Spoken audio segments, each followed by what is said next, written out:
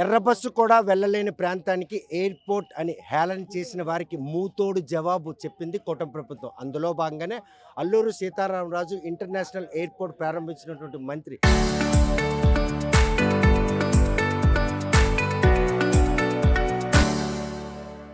పార్సారథి మనతో ఉన్నారు. చూస్తే గనక ఆ హేళన చేసిన వారందరినీ నోరు మూయించినట్టేనే ఉత్తరాంధ్ర వెనకపడుతూనే పోయినట్టే. సరే వాళ్ళు నోరు మూసుకుంటారా మూసుకోరా అనేది నేను మాట్లాడాను. కానీ ప్రజలందరూ కూడా అర్థం చేసుకోవాల్సింది ఏంటంటే ఎర్ర బస్సు కూడా తీసుకురాలేని నాయకత్వం గత ప్రభుత్వానిది, వైఎస్ఆర్ కాంగ్రెస్ పార్టీది.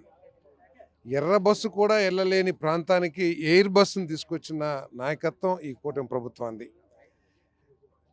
2014-19లో ఈ ప్రాంత అభివృద్ధిని కాంక్షిస్తూ ఈ ప్రాంత ఆర్థిక, సామాజిక, రాజకీయ పరిస్థితులు మార్చాలని ఏదైతే ఐటీ హిల్స్ తీసుకొచ్చి పనులు ప్రారంభించారో వాటన్నిటినీ కూడా మరి 5 సంవత్సరాల తొంగలో తొక్కి పూర్తిగా విధ్వంసం చేసిన పరిస్థితి నుంచి మళ్ళీ మరి విశాఖపట్నాన్ని ఐటీ హబ్బే కాకుండా టూరిజం హబ్గా అన్ని విధాలు కూడా అభివృద్ధి చేస్తుంది ప్రభుత్వం. చూస్తే గనక ప్రస్తుతం ఇది క్రెడిట్ చోరీగా ఇంకా కామెంట్ చేసుకుంటూనే వాళ్ళ దగ్గర ఏదైనా క్రెడిట్ ఉంటే కదా చోరీ చేస్తాం. రైట్. చూస్తే కనుక క్రెడిట్ చోరీ చేస్తున్నారన్నటువంటి నాయకులకి ఈరోజు నోరు మూయించే పరిణామాలు కూటమి ప్రభుత్వం మాత్రం పూర్తి స్థాయిలో అభివృద్ధి చేసి చూపించింది. 5 ఏళ్ల పాటు కనీసం ఒక్క అడుగు కూడా కదిలినటువంటి భోగాపురం ఎయిర్పోర్ట్ నిర్మాణం విషయంలో మాత్రం 2 ఏళ్ళలో శరవేగంగా పూర్తి చేసి ఈరోజు ఎయిర్పోర్ట్ ప్రారంభించుకుంటారు.